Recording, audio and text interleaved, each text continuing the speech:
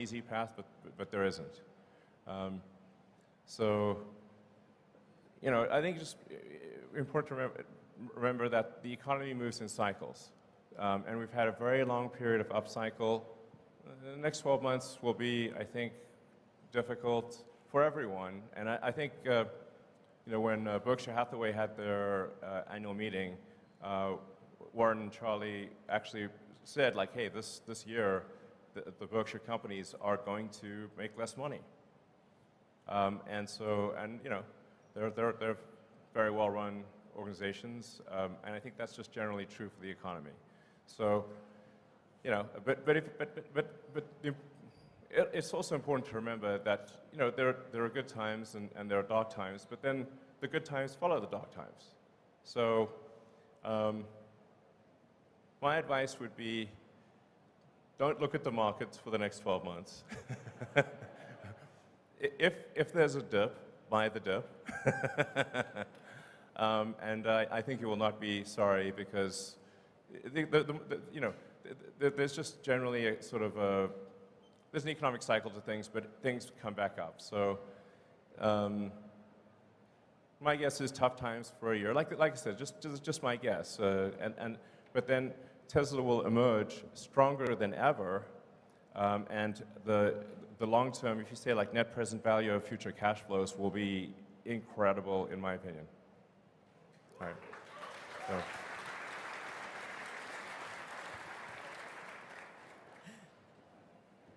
Hey, Elon, meet Kevin here. Hey, how's it going? Good, thanks. So Tesla is the largest position in my ETF, ticker PP, and that's for pricing power. Right. And I'm curious, I really think that some of the features that you highlighted here, like the over-the-air airbag deployments of improving the features, the safety features, are great things that we could be advertising. I know you've heard this many times before. I know you have. But sorry, go ahead, yeah. $525 off every car this year is half a Netflix's advertising budget. $1,000 is the entire Netflix advertising budget, and I see their ads everywhere. Why not advertise these things that you told us here? I feel like nobody else knows about this. I just talked to Gordo, the Tesla bear, and he's still talking about 2016 New York Times pieces. These people are in the past, man. That's like 7 years ago at this point. Yeah, I mean, that's what I'm saying. Yeah, it's actually, I talk to a lot of people, and they still think that like Teslas are like super expensive. And I'm like, no, actually, the starting price for a Tesla is below the average auto price in the US. It's like, and that's a good thing. Yeah. I mean, I think it's good that it's that way, you know? Like our goal was always to make cars that are affordable to the general public. So I hear you. I mean, I think, and it's indeed ironic that, you know, Twitter is like highly dependent on advertising. So, you know, here I am, it's like, you know, never used advertising really before, and now have a company that's highly dependent on advertising. So I guess I should say advertising is awesome and everyone should do it. But I think I hear your sort of larger point, which is that there are amazing features and functionality about Teslas that people just don't know about. So, yeah. And although there's obviously a lot of people that follow, like, say, the Tesla account and the you know, my account, whatever, on Twitter, to some degree, it is preaching to the choir, and the choir is already convinced. So I think what you're saying does have some merit, and you know what? I believe in taking suggestions, so we'll try a little advertising and see how it goes.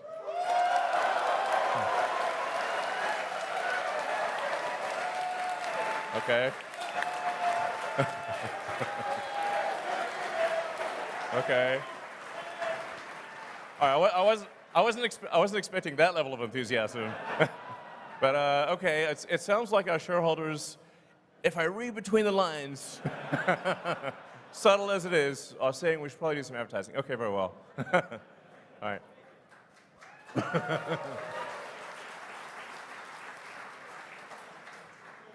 Hi, Elon. Hi, Tesla. Thank you for everything. So my question is regarding, you recently added Steam to the car, and that's great. We can play video games.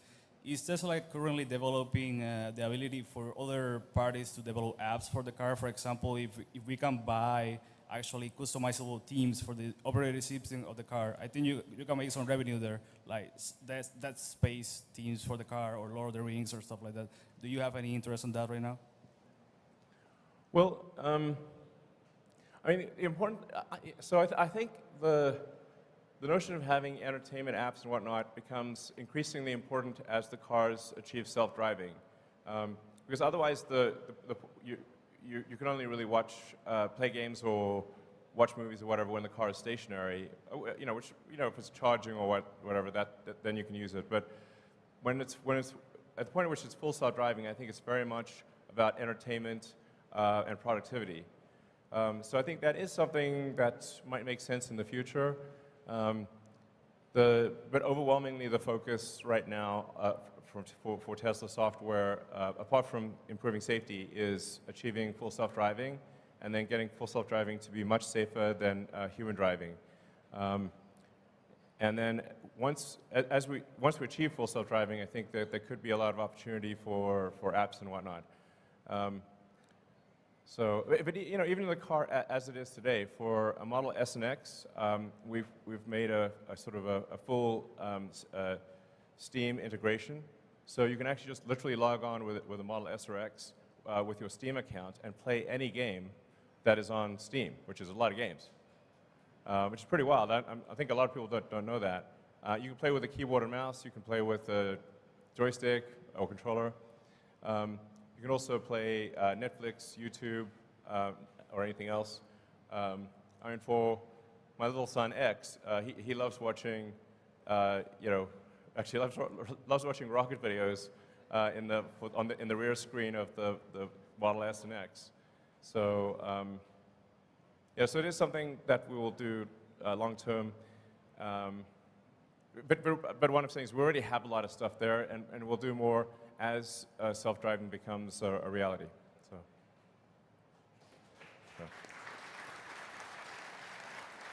Hey, Elon.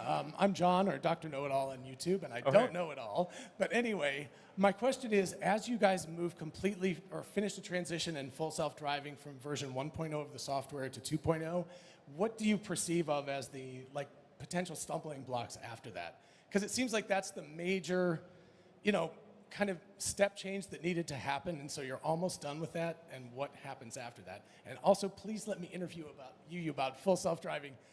I'll spend 2 hours talking to you about just that. So, thank you. Well,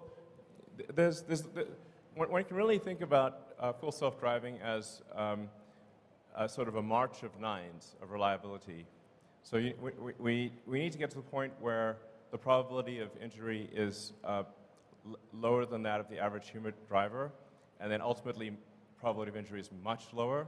So even at the point at which the car is capable of driving itself, there's still actually a lot of work to do, because every year there's 1 million people that die in auto accidents, and I think probably everyone in this audience has friends and family that have died or been seriously injured in auto accidents, and for there's 1 million people that die. There's 10 million people roughly that are seriously, permanently injured, and so it matters that if we can get that down by an order of magnitude, there's 900,000 lives saved per year, maybe 9 million severe injuries prevented per year, and so that really, I think, morally has to be our primary goal.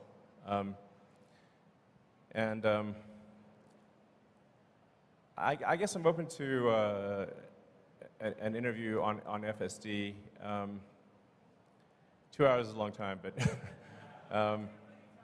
okay. All right, I'll do an interview. It's got to be on Twitter, but sure. All right.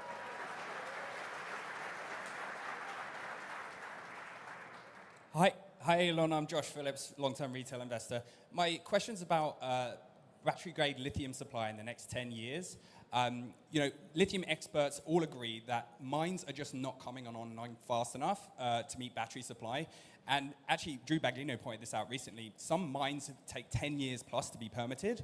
And even GM has actually announced like huge lithium deals that will like secure away supply from the rest of the industry. So what's Tesla's plans to get more supply of lithium at the mine level outside of refining, but also at a deeper level than a traditional offtake? Because as we know, he who controls the spice controls the universe.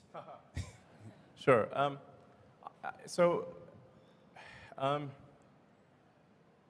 I actually think that the industry analysis is incorrect, and the constraint is fundamentally that of processing. Now,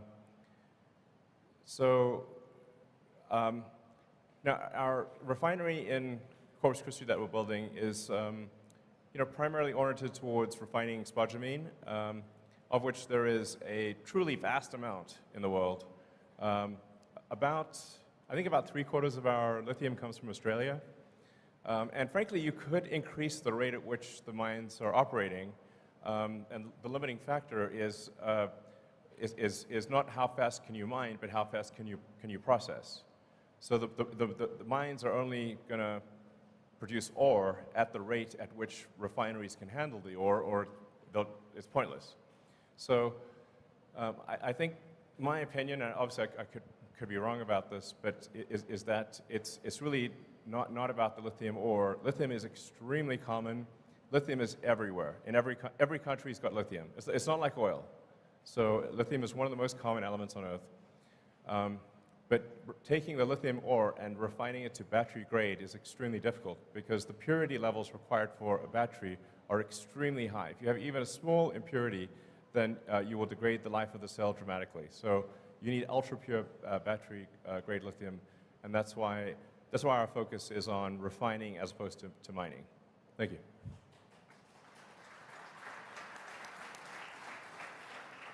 Hi, Elon. Thanks. It's a great time here. You spoke about safety in your presentation of the vehicles, and I just want to say I'm thankful to you for building such a safe vehicle because I'm here today with my son. We drove in his Tesla 3 over here that he replaced with the one that he got rear-ended significantly in, and it destroyed the car.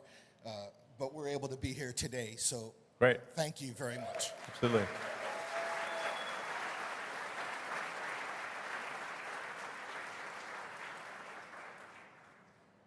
So, not sure where to look. There? Okay. Hey, how's it going? My name's Austin Gregory. I'll ask about this because I don't think it gets near enough love. But I was wondering if there are any updates on the next-gen Roadster, actually. Yeah, I know it's sort of like the cherry on top and all that stuff. Yeah. You guys have a lot on your plate, if you've said before. But if there's any updates on like the release timeline, all that stuff, the SpaceX package, maybe. Yeah. That'd be amazing. Thanks. Totally fair and reasonable question. But where is that thing? We expect to complete the engineering and design of the next-gen Tesla Roadster this year, and hopefully start production. This is not a commitment, but hopefully start production next year. So, but it is like as you alluded to. It's not even the icing on the cake. It's the cherry on the icing on the cake. So I wouldn't expect it to be like. It's definitely not going to be a huge contributor to revenue. It will be a modest contributor to profitability, but it will be sick. So, and there's some value to me running two companies because the next-gen Roadster will have the SpaceX option package. So, that'll make it truly next level. So. Hey, Elon. Eva Macmillan here. First of all, I want to thank you for making the absolute best, safest, and most fun cars in the whole world.